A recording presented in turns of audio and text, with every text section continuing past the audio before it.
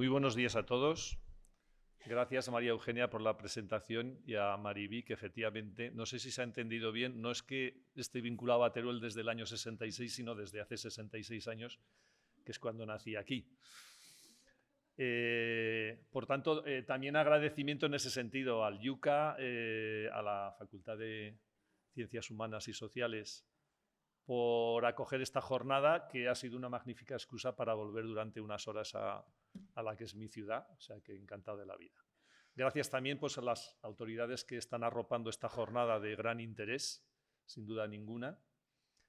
Y gracias también a Ángel, que me ha precedido en la ponencia anterior, en la charla, con quien también tenemos mucho recorrido juntos en su vida de estudiante de grado, porque efectivamente, como ha dicho María Eugenia, también fue estudiante cuando yo empezaba, bueno, no, ya llevaba unos años dando clase, compañeros de doctorado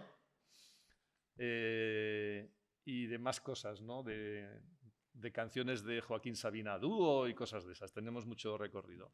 El agradecimiento no viene tanto por estas cuestiones personales, sino por el hecho de que me ha dejado muy bien preparado con su charla el nicho ecológico donde poder desarrollar la mía, que ahondará más en unas cuestiones muy concretas, bastante concretas, que se pueden enmarcar perfectamente dentro del campo de lo que es la, no sé si de la educación ambiental, pero sí de ese cuasi sinónimo que es la alfabetización científica, término que yo también utilizaré e idea sobre la cual le voy a dar varias vueltas, desde el campo de la geología. O sea que gracias por todo esto a todos y especialmente a Ángel también. Voy a pretender hacer propaganda de la geología como no podía ser de otra manera, tratando de haceros ver que forma una parte esencial de la cultura científica y de la alfabetización científica, por tanto, que la ciudadanía tiene que tener, debe adquirir. Y me gusta esa dimensión social que le ha dado en uno de los párrafos de para qué hace falta, o las acepciones de la alfabetización, creo que era el tercer o cuarto párrafo que ponía Ángel, en el cual enfatizaba esa vertiente, digamos, ciudadana, no solo cultural como una cultura enciclopédica, ¿no? o como un adorno, sino precisamente como algo inherente a lo que es las cualidades o lo que tiene que ser una sociedad moderna, una sociedad del conocimiento, con ciudadanos críticos y con ciudadanos que a través de la cultura científica que adquieren, manejan, utilizan, de alguna manera o de muchas maneras son capaces de influir también en la clase política, en quienes nos administran y toman las decisiones con nosotros o por nosotros para que lo hagan de la manera más racional posible. Entonces, ahí va un poco lo que yo voy a desarrollar en esta charla, Geología, una ciencia cargada de futuro. Con nada, os pongo el esquema muy sencillo. Después de una primera introducción un poco general, prácticamente lo que voy a hacer es como abordar dos casos en que la geología y el conocimiento geológico se revela como crucial para la sociedad. Y esos dos casos tienen que ver con fenómenos naturales que nos reportan perjuicios, es decir, catástrofes naturales, desastres naturales, como queramos llamarlo, donde la geología tiene muchísimo que decir. Y terminaré con unas reflexiones en torno a la visión geológica del tiempo, lo que algunos autores han llamado, luego hablaré de ello, el tiempo profundo, ¿no? Que la geología es capaz de ver más allá de lo que la costumbre cotidiana que tenemos los humanos es capaz de llegar. Bueno, allá por finales no sé si finales, mediados del siglo XV o comienzos del siglo XV, el dominico San Vicente Ferrer, que a todos nos suena, era el gran influencer, por llamarlo también con un término cotidiano actual, no solo en el reino de Aragón, que es donde se movía, también en Castilla y en realidad en toda Europa. Era un predicador incansable que daba continuas campañas pastorales, pues como digo, por media Europa, y debía tener muchas cualidades como orador. Se cuenta que en una estancia que tuvo de unos cuantos días, o creo que con motivo también de aquello del compromiso de Caspe, todo aquello donde intervino, estuvo en Alcañiz, y se cuenta que en las cercanías de Alcañiz en una pequeña colina donde está en su ladera, en la cornisa, esa piedra que tenéis ahí en la imagen, torcida como a punto de caerse, dio un sermón especialmente incendiario en el que comparó lo inminente que resultaba la caída de aquella piedra, a todas luces a punto de caer, con la inminente llegada del fin del mundo, del apocalipsis. El motivo era, lógicamente, hacer reflexionar a la gente sobre que había que convertirse, que había que rezar, que tal, porque en cualquier momento nos venía el fin del mundo, igual que en cualquier momento nos caía aquella piedra. Esto es una forma, digamos, de pensamiento mágico, diríamos ahora, que es un término que también se utiliza mucho, quizá casi como antítesis de alfabetización científica o de cultura científica. Otro que también podríamos considerar un ejemplo de pensamiento mágico, lo recuerdo yo en mi infancia, precisamente en el colegio aquí. Yo iba a primaria en las antiguas anejas, bueno, las antiguas no, las anejas de ahora, también las que están, ahora se llama Colegio Ensanche, me parece, algo así, en el otro lado del viaducto. Y recuerdo que nuestro maestro nos decía que había una leyenda por la cual Teruel algún día sería destruida por un volcán, como si fuera Pompeya, ¿no? Yo me preguntaba cómo podían saber eso los científicos o cómo podía saberlo mi maestro. Y claro, a los chavales de mi clase a lo que nos venía enseguida al pensamiento era el Cerro de Santa Bárbara, que conocéis todos, está ahí en la foto, porque es la montaña de una forma más cónica que más se parece a un volcán de las que hay alrededor de Teruel. Es cierto que el maestro nos dijo que no, que eso era simplemente una leyenda. Y yo también me hacía la pregunta de cómo se podía saber que aquello era una leyenda que no iba a ser verdad. No, es que las rocas del Cerro Santa Bárbara no son volcánicas. Y yo me pregunto, ¿y cómo pueden saber que no son volcánicas? O sea, esas preguntas que partiendo de la ignorancia, partiendo del cero total en conocimientos geológicos a los, no sé, 7, 8, 9 años seguramente que tendríamos, pues me hacía esas preguntas. También a que esa leyenda era una forma de pensamiento mágico, pero fijaos que son dos formas de pensamiento mágico que desde el punto de vista geológico, miradas con pensamiento geológico, son muy distintas. Porque la segunda es, a todas luces, una estupidez. O sea, en Teruel no hay rocas volcánicas ni absolutamente ninguna manifestación volcánica que pueda hacer pensar que en un futuro más o menos próximo pueda haber un volcán en erupción. Mientras que la piedra del fin del mundo, la llamada piedra del fin del mundo de Alcañiz, llamada por el sermón de San Vicente Ferrer, sí que es una piedra que está ahí y que geológicamente, bueno, y por sentido común, sabemos que algún día caerá. Lo de inminente es un decir, porque han pasado 600 años y no se ha caído, ¿vale? Pero seguimos pensando los geólogos que algún día se va a caer, aunque no sepamos cuándo.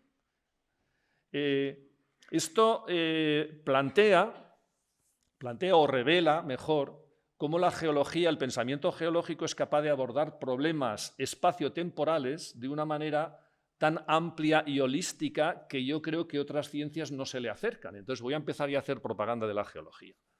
La geología trabaja en el espacio con las 3 dimensiones, hace sus mapas, sus cortes geológicos, hace modelos 3D de cómo es la estructura profunda de la Tierra, pero maneja también con mucha soltura la dimensión temporal. Nuestro pensamiento es 4D. O sea, los geólogos pensamos 4D todo el día, o como se dice ahora, todo el rato.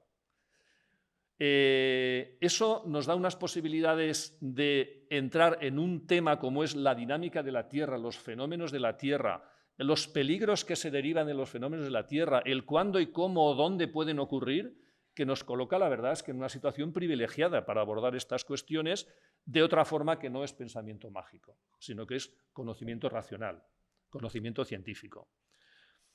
Sobre los volcanes, sobre los terremotos, pongo ahí una pequeña lista que todo el mundo le puede venir a la cabeza, sobre las inundaciones, que es un fenómeno hidrológico, pero bueno, conectado también con la geología, sobre los hundimientos o los desprendimientos del terreno, las inestabilidades que tiene nuestro suelo muchas veces, sobre las cuestiones relacionadas con cambio climático, con desertificación.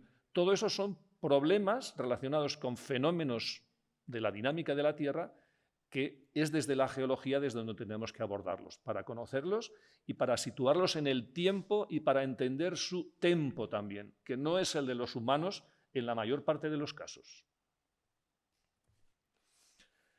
2 pinceladas, digamos, teóricas sobre lo que son los riesgos naturales, las catástrofes naturales y cómo su gestión puede abordarlos de unas maneras o de otras. Lo que llamamos riesgo, esto se podía aplicar a un riesgo natural, pero también a un riesgo inducido o un riesgo artificial. Es el producto, no la suma, sino el producto de 4 factores. Peligro, es decir, que exista un fenómeno cerca que pueda ocurrir, si no puede ocurrir un volcán, Teruel nunca será destruida por un volcán. La exposición al peligro, es decir, que estemos en el lugar y en el momento en que ese fenómeno se desencadena. Si hay un volcán, pero ese volcán está lejos, pues ya no nos va a afectar, ¿vale? O si estamos lejos de un río, no nos va a afectar nunca una inundación. El tercer factor sería el valor humano, material o no, de aquello que puede estar expuesto al peligro. Si ocurre una catástrofe, no es lo mismo que se pierda una cabaña de madera sin nadie ocupándola o que se derrumbe un hospital que tiene que atender a los heridos, por ejemplo, ¿vale? Y el cuarto es la vulnerabilidad. O sea, podemos estar expuestos al peligro, muy expuestos al peligro, pero dotarnos de algunas medidas de protección que nos hagan invulnerables a ese peligro. Aquí estaría, digamos, la aportación de la tecnología, sobre todo. Digo que es un producto porque la gestión de un riesgo, el producto de todo esto sería el riesgo, con que uno de los factores se haga cero, automáticamente el riesgo se hace cero. Y hay, digamos, estrategias para gestionar los distintos tipos de riesgos, más unas encaminadas a uno de los factores, a otro, a otro, a otro. Ahora lo vamos a ver enseguida en ejemplos. Y para prólogo, digamos, de esos ejemplos o de esos casos que vamos a ver, os coloco en una situación que nos la vamos a entender todos para ejemplificar esto, ¿vale?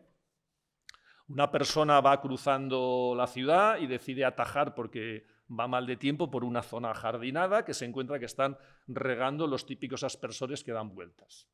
Y están ahora mismo cruzando el camino por el que quiere ir esta persona, esta chica, ¿vale? Puede hacer varias cosas. Se puede plantear distintas estrategias para librarse del remojo. El remojo, además, al que va a someter a su traje de chaqueta recién estrenado ese día. Una forma sería elucubrar mentalmente si con su capacidad atlética y contando con la velocidad de rotación de los aspersores es capaz de saltar rápidamente por ahí sin mojarse. Es una posibilidad. Es la manera de valorar de manera probabilística, de manera matemática, la peligrosidad, el peligro realmente en el que está incurriendo.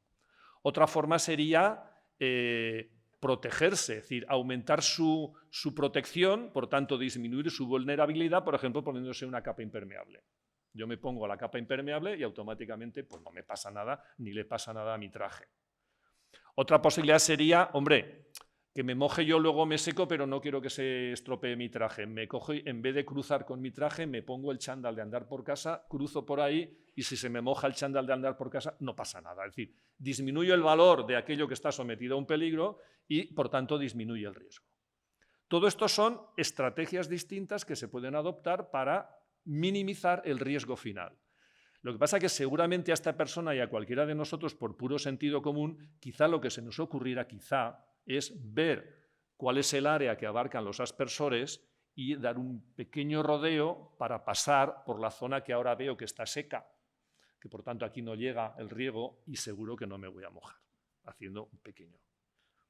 Es decir, la estrategia de mayor sentido común muchísimas veces ante los riesgos naturales es la estrategia de evitar la exposición al peligro. O sea, irme a otro sitio donde ese peligro no se da.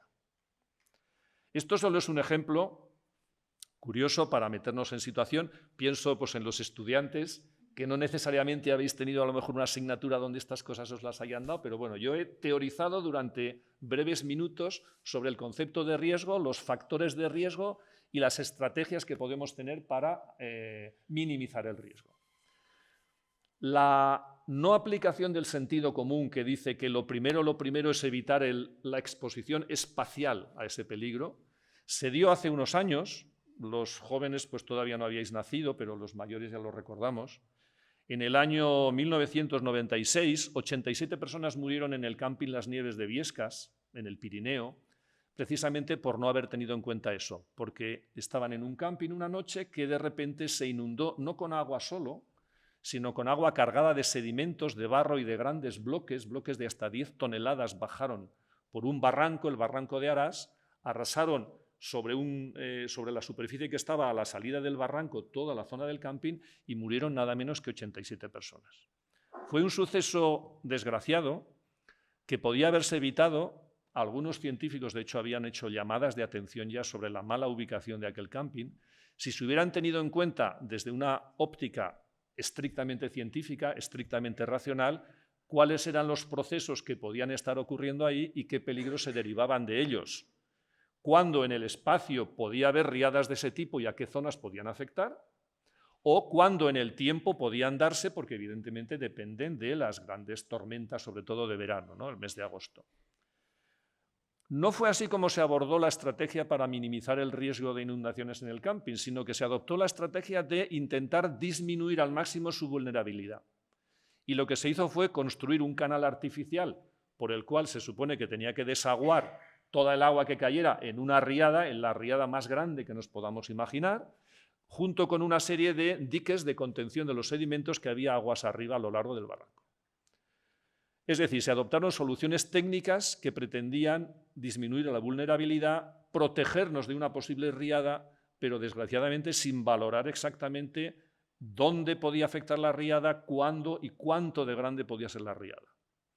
Fallaron los diques para contener sedimentos, se fueron derrumbando uno tras otro, contribuyeron de hecho al desastre, porque junto con los bloques y los maderos bajaban trozos de piedras de los propios diques que estaban destinados a contener los sedimentos y que se habían convertido en un arma, digamos, de destrucción, ¿no? Es un ejemplo de cómo no se abordaron bien las cosas. Con la perspectiva de un geólogo o de un geógrafo que conoce el relieve de cómo es un barranco pirenaico y cómo desemboca en un río grande como es el río Gállego, se hubiera dado cuenta que el camping, que es ese contorno azul que tenéis en la imagen, se hallaba totalmente dentro de un gran cono de deyección, el que tenéis ahí sombreado dentro de esta imagen de Google Earth, un cono de deyección o abanico aluvial que llamamos en geología, que no es más que todo el conjunto de sedimentos que a lo largo de miles o de decenas de miles de años o de centenares de miles de años en alguna ocasión han ido bajando por el barranco y de una manera recurrente cada cierto tiempo han ido dejando una masa de sedimentos. Insisto, hasta bloques de toneladas de peso. Ese cono de deyección, fácil de identificar y de cartografiar en el paisaje, es la memoria de la Tierra, la memoria viva de un proceso que ocurre allí recurrentemente. Incluso que había ocurrido por lo menos un par de veces antes durante el siglo XX, es decir, no era una cosa extraña. Y cartografiar ese cono de deyección equivale a limitar el área donde un peligro se nos puede producir. Esta idea de que la geología es capaz de visualizar, de leer, de entender esa memoria de la Tierra que representan los sedimentos, las formas de relieve, los fósiles, etcétera, para poder entender los procesos del pasado y lo que nos puede ocurrir en el futuro. Lo que decía también Ángel de que las piedras no son piedras, sino que hay todo un proceso que hay detrás de las piedras. Todo eso no se tuvo en cuenta en aquel momento y hubiese sido tan sencillo como cartografiar el cono de deyección y colocar el camping fuera. De ahí la importancia crítica que tiene el gestionar la exposición espacial a un riesgo. Todo lo que vino después, para intentar no justificar era injustificable, pero paliar por lo menos ante la opinión pública el desastre que se había ocasionado, todos los titulares de prensa eran puro pensamiento mágico. La catástrofe era imprevisible. ¿Cómo que era imprevisible? Si se dio en el sitio donde tenía que darse. ¿Cómo que un aluvión similar ocurre cada 1000 años si había habido 2 en el siglo XX, uno de ellos con un fallecido ya? ¿Cómo que se atribuye a causas naturales? Claro, son causas naturales, fue un fenómeno natural. ¿Y eso qué significa? ¿Que exime de toda culpa a los administradores que decidieron poner el camping allí? Puro pensamiento mágico. Aquí enfatiza la variable espacio, ¿vale? Ahora voy a abordar otra cuestión un poquito más ardua, que es la variable tiempo. Cómo la variable tiempo tiene que ser considerada dentro de los procesos naturales y qué puede aportar la geología a la consideración de la variable tiempo. Nos habíamos quedado antes en la piedra del fin del mundo, a punto de caerse hace 600 años y a punto de caerse hoy, pero de momento no se ha caído. Pero ese tipo de piedras en equilibrio precario en las laderas son muy comunes. Al lado os pongo una en conglomerados, la de Salcañís son areniscas. Os pongo ahí a la izquierda una en conglomerados que veis que hay una piedra parecida a la de Alcañiz, exactamente apoyada en una pequeña columna de arcilla que cualquier día se desmorona, y os la pongo porque además es al lado de mi pueblo, en Covatillas, al lado de Aliaga.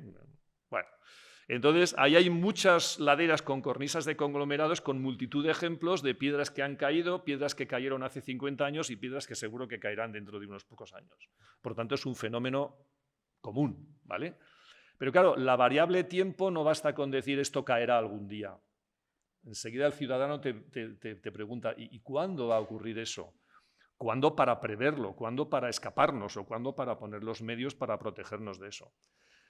En esa relación espacio-temporal se juega un poco todo lo que es la gestión de los riesgos naturales, que yo podría, o he sintetizado en este pequeño cuadro, que es muy, muy simple, en el cual vamos a ver cómo todos los riesgos, todas las catástrofes naturales, pues no tienen la misma facilidad, no son igualmente previsibles y gestionables, ¿vale?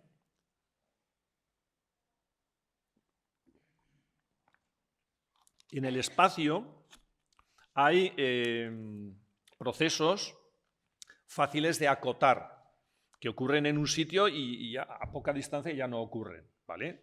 Por ejemplo, las laderas inestables, los colapsos kársticos en zonas propensas a colapsos kársticos, las avenidas que lógicamente ocurren en las márgenes de los ríos y no ocurren en lo alto de las montañas, o las erupciones volcánicas que ocurren en volcanes o cerca de los volcanes, son fenómenos muy acotados en el espacio. Y hay otros, por ejemplo, los riesgos meteorológicos en sentido amplio o más geológico, los terremotos, que cuando ocurren afectan áreas tan extensas que es imposible acotar en el espacio el lugar donde va a producirse y donde va a producir daños. Si hablamos de la variable tiempo, pasa un poco lo mismo. Hay fenómenos relativamente fáciles de predecir porque avisan previamente y podemos tener incluso mecanismos tecnológicos de control para alertas tempranas de fenómenos. En meteorología, bueno, la predicción del tiempo en este momento es bastante buena, ¿no? Con unos cuantos días de antelación. Los casos de erupciones volcánicas que hemos tenido recientemente en España, en La Palma, también sabemos que son bastante eficaces a la hora de prevenir cuándo un fenómeno puede ocurrir.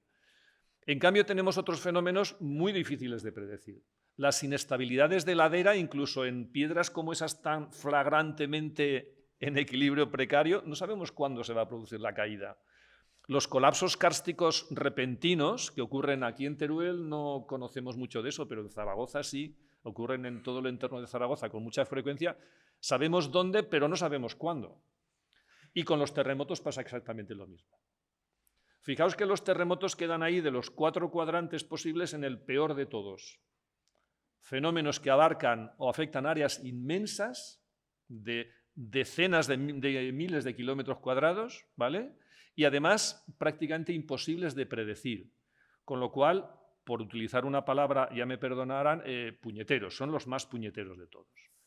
No puede haber, no existe todavía tecnología para prevenir cuándo van a ocurrir en función de determinados procesos que nos alerten de ellos y sobre los cuales poder montar estos sistemas de alerta temprana que nos podrían evitar algo que es muy sencillo, evitar estar dentro de un edificio, porque los terremotos no matan.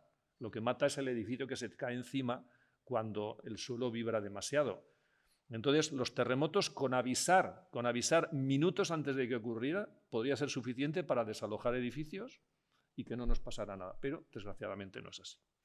Por tanto, los terremotos requieren estrategias más complejas para para la minimización del riesgo, que pasan por más o menos un poco este árbol lógico que os he planteado aquí, y sobre el que luego vamos a ver el segundo caso. Hemos visto el caso del camping de las Nieves, ahora vamos a ver otro caso relacionado con el riesgo sísmico. De los 4 factores del riesgo, en el caso de los terremotos, el peligro hay que abordarlo con conocimiento científico hasta donde se pueda, ¿vale? Hasta la exhaustividad. Conocer dónde se producen los terremotos, que la mayor parte los producen fallas, por tanto hay que conocer las fallas, que es, digamos, mi especialidad dentro de la geología, el estudio de la tectónica y en particular de las fallas. valorar las que son más activas, las que son menos activas. Todo eso nos puede permitir zonificar el territorio para, por lo menos de momento, distinguir las zonas que tienen más peligro de las que tienen menos, ¿vale? Eso nos permitiría disminuir la exposición espacial al peligro, combinado con una valoración, digamos, de aquello que se puede perder en vidas humanas o en bienes materiales si ocurriese un terremoto, y todo eso se hace con una herramienta que es la primera herramienta básica que se tiene para gestionar el riesgo sísmico, que es la ordenación del territorio. Conocer el fenómeno, en este caso el fenómeno sísmico, y ordenar los usos del territorio para que estemos expuestos lo menos posible a ese riesgo, ¿vale? Y si exponemos algo que no sea lo que tiene más valor, sino en todo caso lo que tiene menos valor. Aquello que menos se pueda perder si ocurre el terremoto. Primera gran herramienta, ordenación del territorio. De esto los geógrafos saben mucho porque son los especialistas en esto. Y la segunda herramienta es, aquí sí, disminuir la vulnerabilidad de las edificaciones, que es aquello que puede matar a la gente que pilla dentro cuando ocurre el terremoto. Y eso se llama normas de construcción sismorresistente. Normativas que hay que aplicar para que los edificios, en lugar de tener una estructura, digamos, convencional, que un terremoto de magnitud 5 o magnitud 6 los pudiera tirar abajo, tengan una estructura más robusta que les permita resistirlo. Esto los arquitectos y los ingenieros lo tienen muy estudiado, y por eso cuando hay un terremoto de magnitud 7 u 8 en Tokio, pues resulta que los rascacielos vibran y no caen. Esas son normas de construcción sismorresistente. Esas son las dos herramientas que tenemos. Con respecto a la primera herramienta, el conocimiento científico lo que nos obliga a hacer, es de cajón, es lo que comentaba, una zonificación de las zonas de más peligro y menos peligro. Este, por ejemplo, es un mapa elaborado por el Instituto Geográfico Nacional que con colores tanto más oscuros cuanto más peligro tenemos, veis que reparte por España el peligro y nos dice, por ejemplo, que en la zona entre Málaga y Granada es donde más peligro tenemos de terremotos. Todo el sureste, Almería, Murcia, Alicante, también es una zona la misma, lo que serían las cordilleras béticas, que el Pirineo tiene algo menos, pero también tiene, y que otras zonas del interior de la península, por ejemplo, la cordillera ibérica, donde estamos en Teruel, pues también tiene un poco más de la media, digamos, o más de la base, algo de peligro, pero menos. Entonces hay que empezar por este conocimiento científico.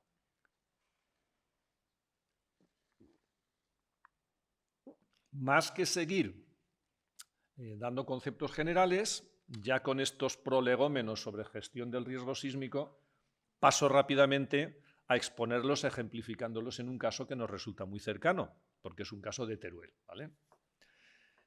Un caso que conozco bien lo que pasó en su momento. Ahora sé que se está terminando la obra, falta equiparla, ahora se va a poner además un búnker para poder instalar un equipo de radioterapia, todo eso, de lo cual me alegro un montón. Pero en los orígenes hubo sus más y sus menos, precisamente con el riesgo sísmico. Y también me gusta de contarlo ahora a los jóvenes que estáis por aquí, que no tenéis ni por qué recordar aquello, o que no sois de Teruel algunos y no tal, pues lo voy a contar brevemente, pero lo voy a contar. Porque ejemplifica muy bien cómo se pueden abordar desde distintos puntos de vista el riesgo sísmico y cómo en la forma que tenemos los humanos de abordarlo, no solo los ciudadanos, sino también los que nos administran, se mezclan muchas veces componentes racionales y muchas componentes de pensamiento mágico, como os voy a enseñar a continuación. Bueno, el nuevo hospital de Teruel, ya casi terminado, está situado, ahí lo tenéis en el mapa, es ese cuadrado azul, a la derecha una imagen, una recreación de cuando se hizo el proyecto, ¿no? De cómo iba a quedar el edificio.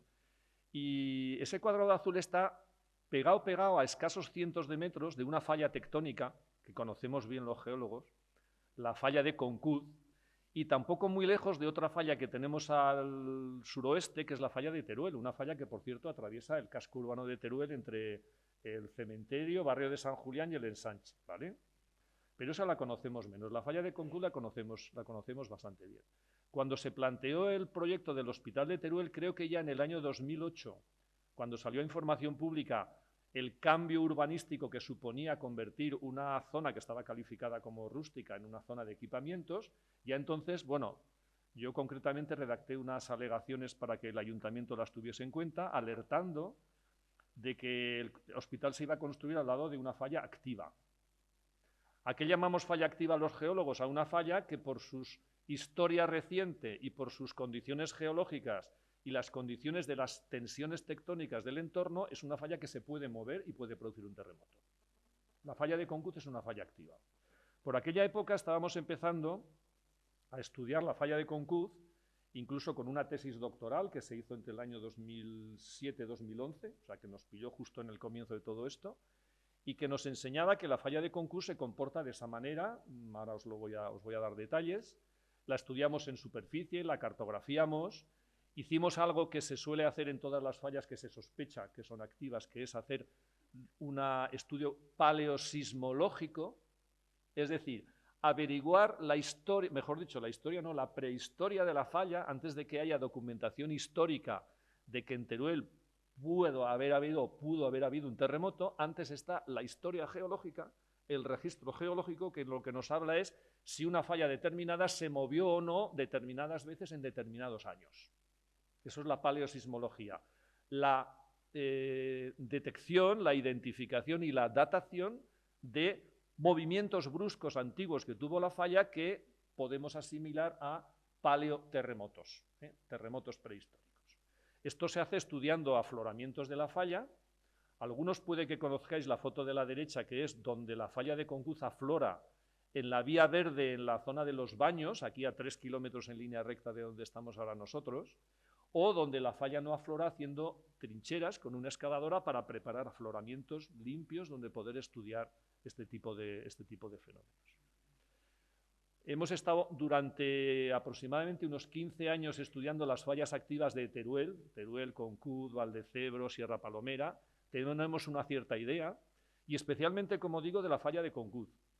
Estudios de detalle, un poco con metodología casi arqueológica, nos han permitido llegar a explorar el tiempo profundo, esa expresión que os comentaba, explorar ese tiempo en que la falla se estaba moviendo antes de que seguramente ningún humano viviese por aquí, por los alrededores de Teruel, para verlo y para experimentar los terremotos, ¿vale?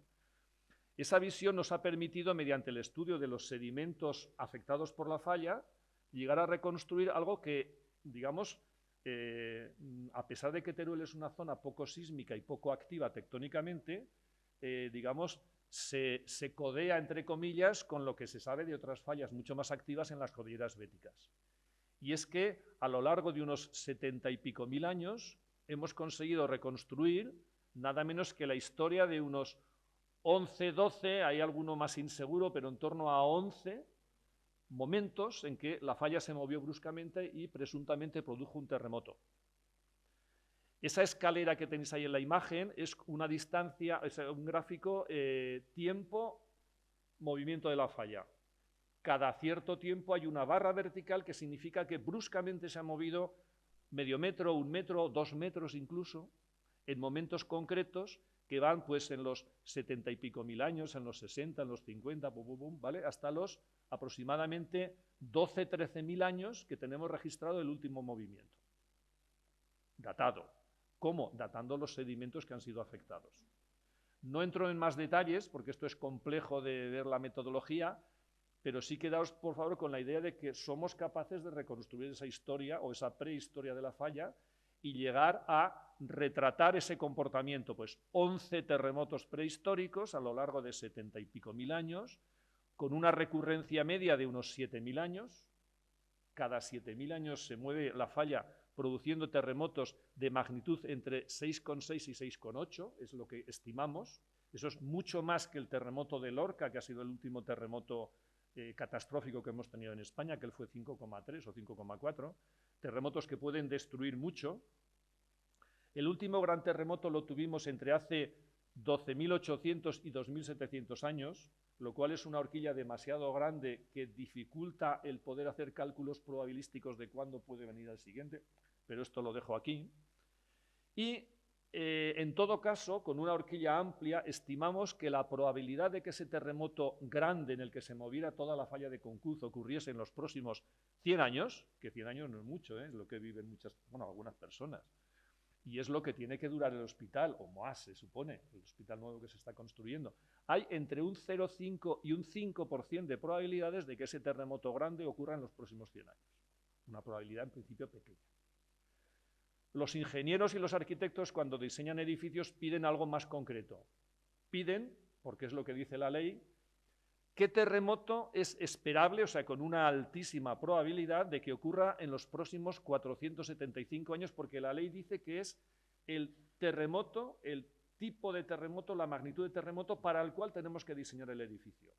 Bueno, pues hicimos nuestros cálculos y salió que en 475 años es casi seguro, nunca el casi, digamos con un 95% de probabilidad, que ocurra un terremoto de magnitud 5,3, como el de Lorca, para entendernos, ¿vale? Que sería una intensidad en la escala de intensidad que se llama de Mercalli o la escala internacional, entre 7 y 9, que ya es un terremoto destructivo, ¿vale? Y que supondría una aceleración. Lo importante en el terremoto es la aceleración que se produce en los sub y bajas, ¿no?, que experimenta el terreno en las vibraciones, de 0,1 G, o sea, 10% del valor de la aceleración de la gravedad. Es una manera que tienen los sismólogos de medir la intensidad de un terremoto de manera, digamos, más científica. Bueno, pues con todo esto, que os he dado así muy rápidamente, que lo teníamos calentito de haberlo investigado justamente esos años, presentamos un informe al Gobierno de Aragón, al Salud, que es el responsable de construir el hospital. No nos lo pidieron, lo ofrecimos y dijeron, si nos lo hacéis gratis, pues adelante, se lo hicimos gratis. Y hubo mucho debate posterior porque, bueno, pues hace falta, no hace falta, hay que modificar el proyecto del hospital porque estos señores geólogos nos están metiendo miedo. Hubo una polémica, una controversia fuerte, no solo a nivel científico o administrativo, también a nivel político, como os podéis imaginar, y algunas la recordaréis que la hubo. El Gobierno de Aragón pidió otros informes para contrastar, lógico, me parece normal, al Instituto Geográfico Nacional, al Instituto Geológico y Minero, insisto, me parece totalmente normal que lo hiciese, y básicamente refrendaron la idea, aunque hubiera diferencias cuantitativas en lo que apreciábamos uno y lo que apreciamos los otros, coincidimos en la idea de que la ciudad de Teruel y el emplazamiento en concreto del hospital, aunque legalmente no tenía ni tiene todavía que tener ninguna norma, aplicar ninguna norma de construcción sismorresistente, porque en el mapa oficial de peligrosidad, que no es el que os he enseñado, que es más moderno, sino otro más antiguo, pero que todavía está legalmente vigente, en ese mapa Teruel tiene peligro cero. Y como tiene peligro cero, no hay ninguna obligación legal de construir las casas de una manera especial para resistir terremotos. Esa norma viene heredada de tiempos pasados en que no teníamos el conocimiento geológico que tenemos ahora, pero con lo que íbamos acumulando nuestro grupo de investigación de conocimiento en estos años que habíamos ido trabajando, pues nosotros pensábamos que sí, que el peligro no era cero, el peligro era algo. Hubo consenso al final en que era consenso científico, insisto, organismos oficiales como el Instituto Geológico y Minero y el Instituto Geográfico Nacional, de que era prudente y bueno que el hospital se construyese para resistir terremotos, aunque legalmente no estaba obligado a hacerlo.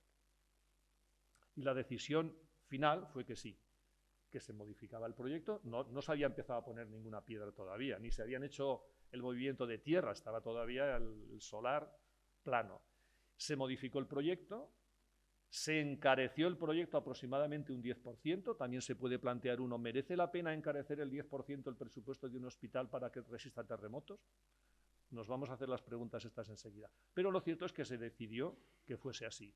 Y qué duda cabe, os lo podéis imaginar, que los geólogos que habíamos tenido aquel empeño en que así fuera, nos sentimos muy gratificados de que la administración en ese caso nos hiciera caso. Pero no solventamos la polémica y la controversia social que había sobre el tema. Y por eso esa pregunta la planteo aquí, ¿vale? Y la abro ahí con interrogantes grandes. ¿Debe realmente preocuparnos en Teruel que pueda darse un terremoto, por grande que sea, que en realidad se produce cada 7.000 años? Que 7.000 años son muchos. Es que no ha habido en la historia de Teruel ningún terremoto que haya destruido nada en la ciudad de Teruel. Esa es una gran pregunta. A esa pregunta conviene responder con racionalidad. Una forma racional, aunque primera aproximación, es convertir ese dibujo en escalera que os he mostrado antes en una especie de electrocardiograma que en una escala temporal desde 100.000 años, desde hace 100.000 años hasta la actualidad, represente mediante un pulso cada vez que en la falla de Concus se ha producido un terremoto. Nosotros somos ese observador que desde la actualidad se hace la pregunta de si visto lo visto, si visto ese electrocardiograma, es esperable que ocurra en Teruel un terremoto de ese tipo grande, no sabemos cuándo, pero en los próximos años o en los próximos siglos. No sé cómo contestaríais a la pregunta vosotros. ¿Diríais que se ha parado la falla de Concuz ya y nunca va a haber un terremoto como los que se han producido? Lleva una cadencia y esa cadencia parece que no se ha parado. Podemos abordar otra cuestión también con racionalidad, con números, que a veces nos gusta. La probabilidad que os he dicho que hay de que ocurra un terremoto, no el grande, el de cada 7.000 años, sino el de cada 475 años, no, perdón, no, esta es la probabilidad del grande, es 0,5 a 5%. Uno puede decir, esa probabilidad es una probabilidad pequeña. Qué mala suerte teníamos que tener que en los próximos 100 años que va a durar el hospital, ¡pum!, se produjera un terremoto fuerte. Bueno, pues supongo que sabéis, no sé si jugáis a la lotería de Navidad o no, pero en la lotería de Navidad, si jugamos 5 números, tenemos un 0,005% de probabilidad de que nos toque el gordo. ¿Vale? Y eso significa que estamos ante una probabilidad entre 100 y 1000 veces menor que la probabilidad de que ocurra ese terremoto en los próximos 100 años. Y sin embargo, la gente juega a la lotería con ilusión de que le toque. ¿Vale? Luego, una probabilidad del 0,5 al 5% no es una probabilidad despreciable. Otro símil para entenderlo. Hice cuentas con estadísticas que me encontré por ahí buceando en internet y una probabilidad de entre el 0,5 y el 5% es similar, del mismo orden. Bueno, ahí veis que hay nos movemos entre dos órdenes de magnitud, pero por ahí está aproximadamente la probabilidad de un coche nuevo que compremos ahora y que nos dure 15 años tenga un accidente grave. Grave no quiere decir que se muera nadie, pero un accidente en el que entren en juego los cinturones de seguridad, los airbags, la carrocería deformable, todo eso que encarece el precio de un coche y que hemos decidido la sociedad que estamos dispuestos a pagarlo porque nos protegemos contra ese accidente del que tenemos como mucho un 5% de probabilidades de que nos ocurra a lo largo de la vida del coche. Es decir, la sociedad en su conjunto y los individuos con nuestra psicología particular tenemos asumido que ciertas probabilidades pequeñas no son despreciables, no son cero, y actuamos en consecuencia. Bien sea comprando lotería o bien sea comprando un coche, que casi no nos queda más remedio porque todos lo tienen, que tenga cinturones, airbags, ABS, carrocería deformable, etcétera, etcétera. ¿No es también sensato que la sociedad como tal asumamos que hay que trabajar y que hay que gestionar riesgos que aunque solo sean el 0,5%? Parece que sí. Parece que estar informados y conocer racionalmente cómo funcionan los procesos es la única manera de gestionarlos de una manera también racional. Os pongo un ejemplo de algo que dista mucho de lo que pasa en general en España y particularmente en ciudades como Teruel que no tienen un gran riesgo. Yo fotografié esta valla publicitaria en el año 1991, finales del 91, en Lisboa, en el extrarradio de Lisboa. Era el anuncio de una promoción de chalés, de adosados o algo así, donde ponían las características para venderlos, lógicamente. Y os fijáis cuál es la primera característica en mayúsculas y subrayado que pone en la lista. No pone aire acondicionado, cerámicas porcelanosa o suelo radiante, no, pone estructura sismorresistente. Lisboa no ha sufrido un terremoto destructivo histórico reciente en los últimos siglos, pero eso sí, tuvo en 1755 el tsunami que provocó un terremoto que ocurrió en el Atlántico que arrasó media ciudad. Habían pasado ya 2 siglos y medio, ¿vale? Casi cuando yo hice la foto, pero no se les había borrado de la memoria colectiva, de la cultura de la sociedad, ese riesgo latente que tenían ahí y que hace que cuando se construye una casa en Lisboa, ante todo se piense en la estructura sismorresistente. Qué diferente ese planteamiento del que muchas veces nuestra sociedad, todavía aquí en España, pero también en Europa, una sociedad que llamamos sociedad del conocimiento, ¿vale? Y que alardeamos de que lo es, en realidad lo que tiene es un profundo, en muchos casos, analfabetismo científico, por tanto hace falta la alfabetización científica. Que tiene dos formas extremas, porque tan pensamiento mágico y tan analfabetismo es una cosa como la otra. El pensar, como inculcaba San Vicente Ferrer, esto va a ocurrir enseguida, vamos a proteger, en cualquier momento, ya no vivimos en nosotros mismos porque en cualquier momento nos puede caer un meteorito. Eso es puro pensamiento mágico. Hay que vivir, la vida continúa. Como también el escepticismo total, la ingenuidad de pensar esto no va a ocurrir nunca, porque como ocurre cada 7000 años no va a ocurrir nunca. Las dos cosas son pensamiento mágico y son extremos. La racionalidad se mueve en un campo amplio entre esos dos extremos, que es al que nos obliga, como digo, ese carácter que nos atribuimos de sociedad del conocimiento. Y para terminar esto y acabar ya con unos minutos, con unas reflexiones finales, bueno, creo que estoy en tiempo. Si no, estoy en tiempo, bien. Pues os pongo este texto que no sé si leerlo porque me da mucha tristeza cuando lo leo. Y no pongo nombres, ni quiero, por supuesto, pero sí el hecho o las palabras. Esto es un extracto del diario de sesiones de las Cortes de Aragón del año 2013, en plena polémica social, mediática, política con el tema del Hospital de Teruel, que fue muy sonado, hace ya más de 10 años, claro, ya se nos ha olvidado un poco, pero fue muy sonado. Un diputado de la oposición al gobierno en aquel momento, entre otras cosas, dijo: yo no soy ningún especialista, le aseguro que de sismología no sé nada, pero en Teruel solamente tengo un elemento de referencia, que son las Torres Mudéjares.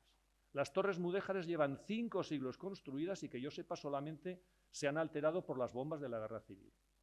Es decir, el razonamiento es, en 5 siglos no se han caído, pensar en un terremoto de Teruel es una total tontería, ¿no? Pero es que a continuación, algún párrafo más abajo, llegaba a la conclusión de que aquí, en aquel debate, se nos han juntado las fallas con la sismología, han hecho un cóctel Molotov, qué cosa más normal que mezclar las fallas con la sismología, que los terremotos los producen las fallas, pero bueno. Y los de Teruel ya no sé si nos vamos a poder ir a dormir tranquilos esta noche. Fijaos cómo los dos párrafos revelan claramente esas dos visiones, esas dos formas de pensamiento mágico extremas, que a veces hay personas, políticos y otros que no son políticos, no tengo nada contra los políticos, que me parecen que es una profesión que tiene que existir y que nos brindan un gran servicio. Pero a veces los políticos tienen esa rara habilidad de juntar en el mismo discurso una cosa y su contraria, ¿no? Bueno, pues en este caso, esos dos aspectos de pensamiento mágico aparecían perfectamente hilvanados, amalgamados en este discurso. Voy a terminar con algunas reflexiones que se van a otro plano un poquitín distinto, pero que aprovecharé para continuar haciendo propaganda de la geología. Aparte de la alfabetización por pura pereza o por pura ignorancia o por pura inercia, está, no nos olvidemos, un factor y un obstáculo que tiene siempre la ciencia para llegar a la ciudadanía y para conseguir empapar a la ciudadanía de sentido crítico, ¿vale?, que es la propia instrumentalización que los poderes económicos y políticos hacen de la ciencia. O sea, no solo es una cuestión de ignorancia. A veces lo que parece ignorancia es ignorancia calculada y con un propósito. La ciencia ha sido instrumentalizada desde su mismo nacimiento. Muchos habréis leído el famoso libro Sapiens, de Harari, el escritor, el ensayista israelí, que dice una frase con la que yo estoy muy de acuerdo: el descubrimiento de América fue el acontecimiento fundacional de la revolución científica. Algunas décadas antes de que se empezase a hablar en el Renacimiento y luego en el siglo XVI-XVII propiamente de la revolución científica.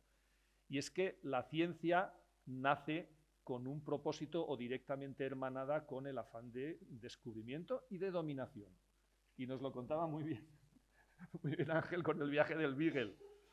El viaje del Beagle era un viaje para descubrir, para cartografiar, pero no era ingenuo aquel intento. Es decir, la ciencia está al servicio del descubrimiento para la dominación desde sus mismos orígenes. Entonces, eso no ha dejado de ser cierto hasta la actualidad. Y dentro del campo de la ciencia en general, la geología muchas veces hay que reconocerlo con humildad, ha servido, digamos, ha estado al servicio de esos poderes económicos y políticos, sobre todo económicos, que es el poder inicial, para apoyarle y asesorarle y brindarle oportunidades, pues por ejemplo, para explotar los recursos mineros del planeta, que es algo que también ha nombrado Ángel. Además, explotarlos con prepotencia, es decir, son inagotables y mientras la tecnología nos lo permita, los vamos a extraer y vamos a extraerlos en cualquier lugar del mundo, caiga quien caiga, sin pensar en los efectos colaterales que esto pueda tener. Desgraciadamente, la geología al servicio de la minería ha sido esa ciencia útil, digamos, que, bueno, yo particularmente no me identifico al menos con ella, o no quisiera que hubiese existido. Más modernamente, y sin ser tan, digamos, tan claro, tan palmario como está la mala ciencia al servicio de la dominación, hay una serie de episodios de los últimos años o del último decenio que creo que muestran a las claras esa idea de que la ciencia es muchas veces la tonta útil al servicio de intereses también particulares. Os los voy a relatar cada uno en un minuto.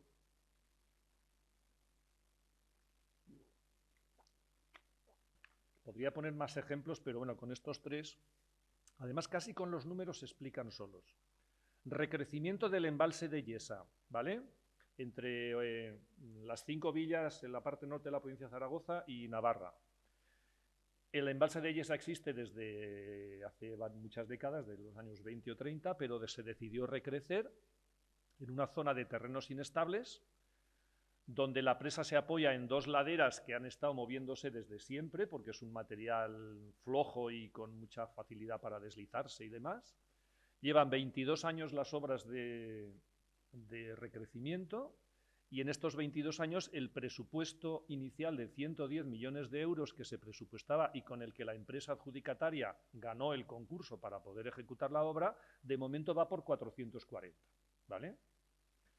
Los problemas continuos geotécnicos que han ocurrido por una mala previsión del comportamiento de esas laderas, ¿creéis que han repercutido en un abandonar el proyecto o en un criticar? No, no, han repercutido en continuar trabajando, en continuar ganando dinero las empresas constructoras.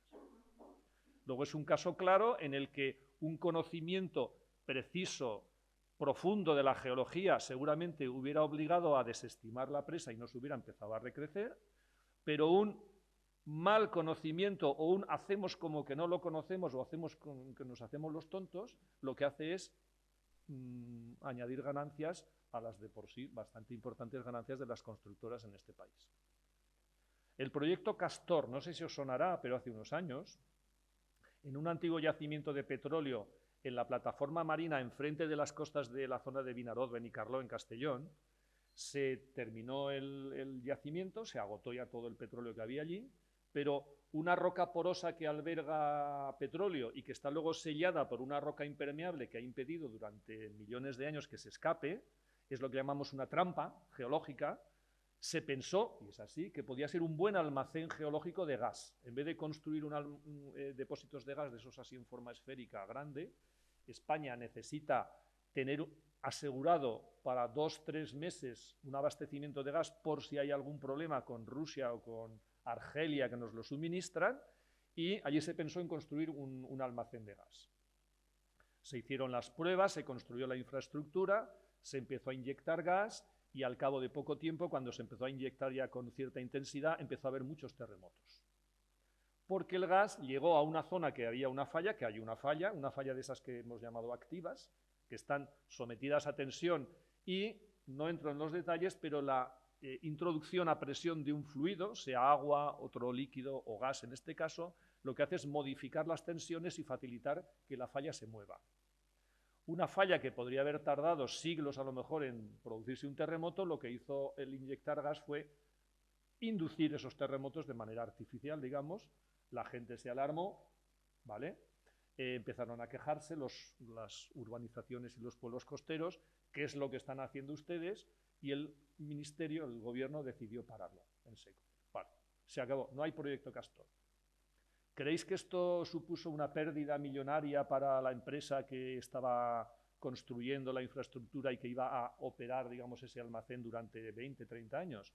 No, había un contrato con el gobierno por el cual cobraban 1.350 millones sí o sí, y los cobraron. O sea, sin terminar la obra y sin molestarse ya, sin ensuciarse las manos metiendo y sacando gas allí, la empresa cobró 1.350 millones de dinero público por hacer una chapuza. Si hubiera habido un estudio geológico serio, no se hubiera hecho el almacén Castor. Como no se hizo serio, hubo gente que ganó dinero. Me vais siguiendo, ¿verdad? Os pongo un tercer ejemplo rápidamente.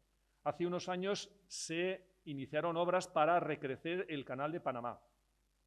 Hubo un consorcio de empresas que ganaron el concurso y se pusieron a ejecutarlo. Entre ellas había empresas españolas, constructoras. Nada más llegar allí, dijeron que sobre el presupuesto inicial necesitaban, tengo aquí la chuleta, 1.300 millones de euros más, que se dice pronto, 1.300 millones, porque las rocas que había en el entorno de la obra no servían para hacer el hormigón que tenían que hacer. Había que ir a buscarlas muchísimo más lejos de lo previsto y eso encarecía, lógicamente, la ejecución. ¿No hubiera sido lógico que los estudios geológicos previos hubieran previsto esto? Pues hubiera sido lógico, pero no lo previeron. ¿No es un caso que hace sospechar que precisamente el no conocimiento geológico, la ignorancia, el analfabetismo científico, en definitiva, hace ganar dinero a algunos? Yo sospecho que sí. Entonces ya no es una cuestión de malos y buenos, es una cuestión de espabilados, ¿vale? Y de ciencias que en un momento determinado sirven a los intereses de los espabilados. Frente a eso, que es una visión muy negativa, muy pesimista, igual que algunas de las que os he dicho antes, yo soy profundamente optimista. Y frente a eso, en geología, en medio ambiente, en ciencias relacionadas, en geografía, en biología, en ecología, cada vez más creo que estamos concienciados, y ahí la educación ambiental, que duda cabe que juega un papel relevante, en que esto tiene que cambiar, ¿vale?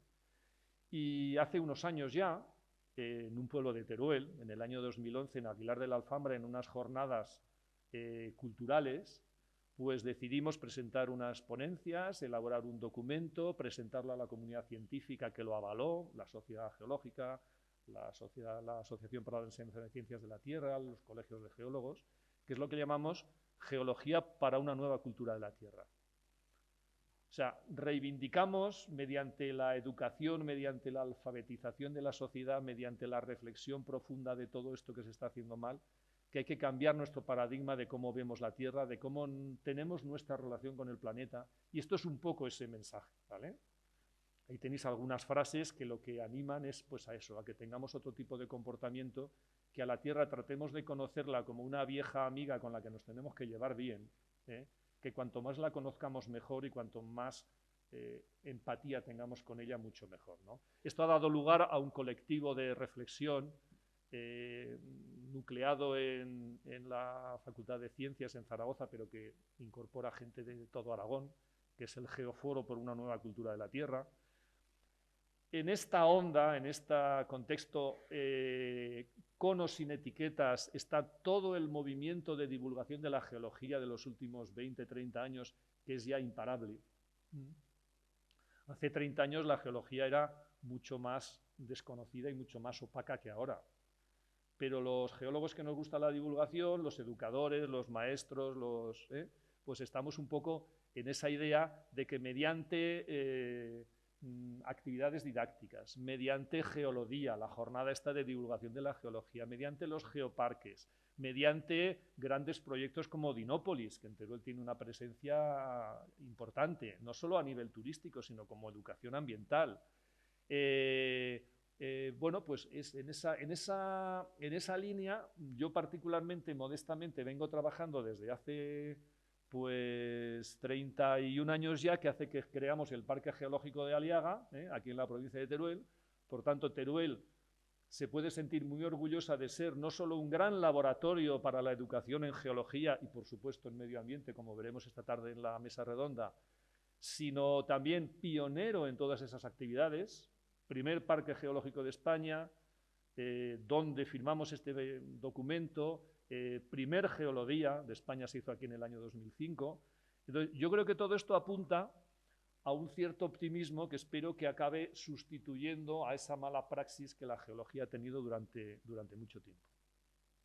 Hace poco, me parece que fue al final del confinamiento de la pandemia, leí este libro de una autora noruega que es geóloga y escritora, Marcia Bjornerud, ya me perdonaréis los que sabéis noruego porque a lo mejor no lo he pronunciado bien,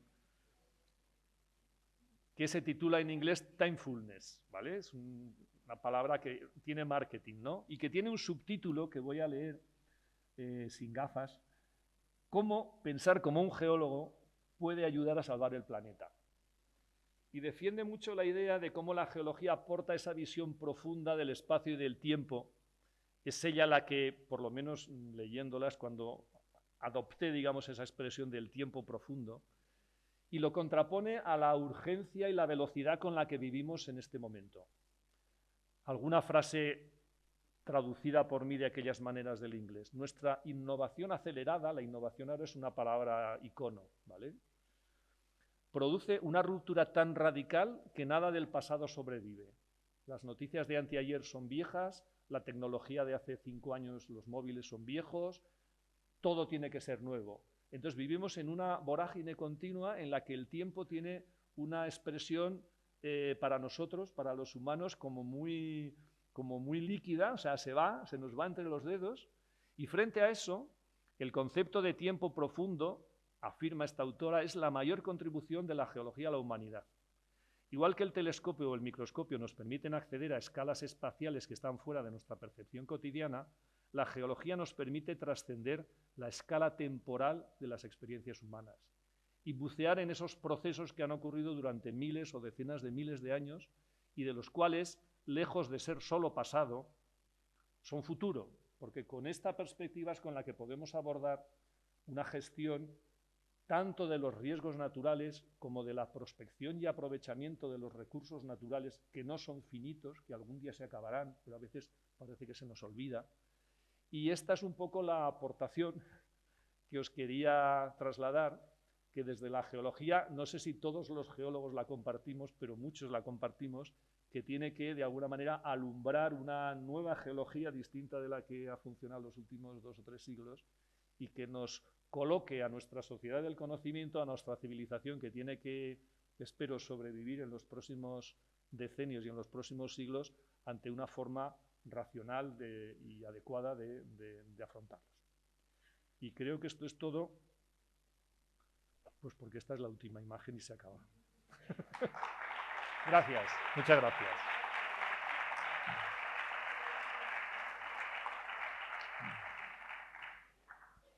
Bueno, vamos un poquito justos de tiempo, pero si hay alguna pregunta.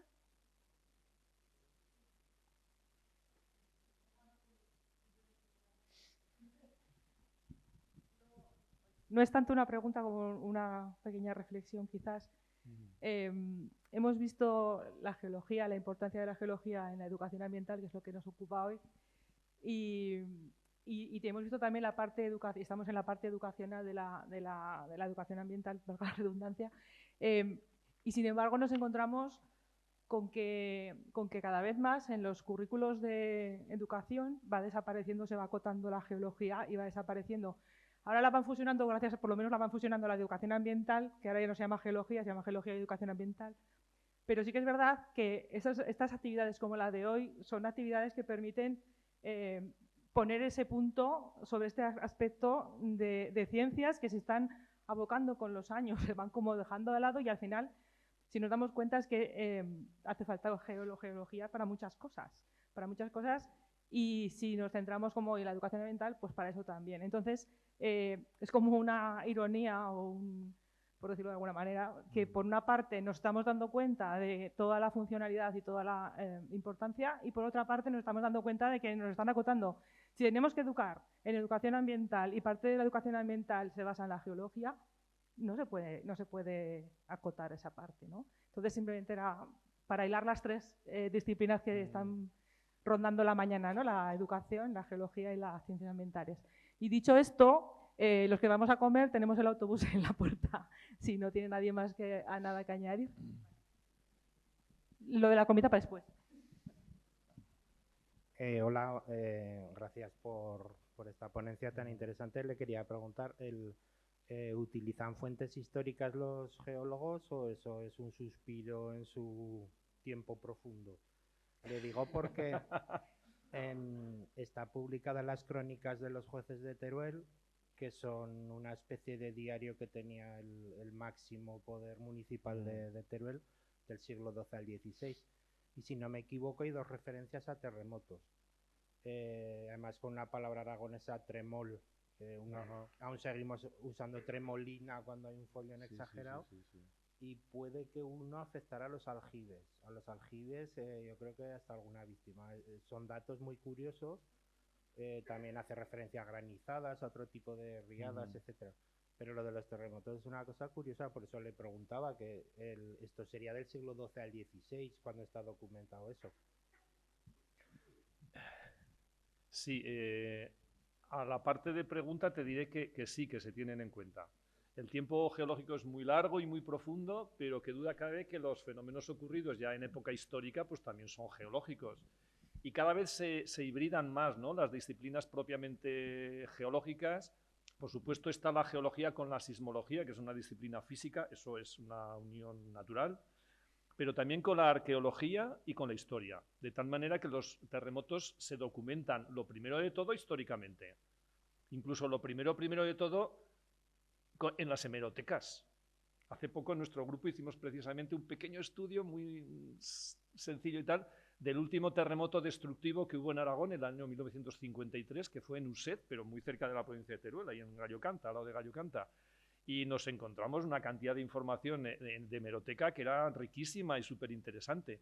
Si echamos para atrás están, por ejemplo, lo que tú dices, los archivos históricos, los archivos documentales, donde se encuentra mucha información. Si se echa un poco para atrás está la arqueología. Hay compañeros míos geólogos que hacen ahora arqueosismología, evidencias de terremotos en ruinas o en poblados y demás, en ruinas arqueológicas, donde por la manera en que se destruyeron las columnas, también se infiere que pudo haber un terremoto, y cada vez son más las poblaciones, los poblamientos, yo qué sé, de época íbera o romana, que se le atribuye a un terremoto el hecho de que, por ejemplo, se despoblaran. O sea que la respuesta es un sí rotundo y cada vez colaboramos más. Y lo que comentas del libro de los jueces, yo no lo he leído directamente, pero sí de segunda mano he leído cosas. Concretamente, redactamos unos artículos, un dossier con varios artículos sobre este tema del riesgo sísmico en Teruel para la revista Turolenses, que no sé si la conocéis, Revista Cultura Turolenses, os hago propaganda. Y recibimos una contribución también que lo nombraba, lo del libro de los jueces. No me sonaba o no recordaba lo de que pudiera haber habido daños materiales, por ejemplo, en los aljibes, porque yo de la descripción que me llegó era como un poco vaga y me daba la impresión de que podía ser un terremoto, no, digamos, con el epicentro no en Teruel ni en las cercanías, sino un poco más lejos, que se hubiera sentido, incluso que la gente se hubiera alarmado, pero que no estaría en principio ni de lejos, no solo en el nivel del magnitud 6,8 del terremoto súper grande, sino ni siquiera en la magnitud 5,3 de ese terremoto para el cual se ha calculado el hospital de Teruel. Pequeños terremotos ocurren con mucha frecuencia, y Teruel, desde luego, eso también prueba de que históricamente, oye, los ha habido y pueden tenerlo. Gracias por la contribución. No sé si hay alguna más, pero como parece que ya estamos muy justicos de tiempo, ¿no? Cerramos aquí. Pues nada, muchas gracias a todos.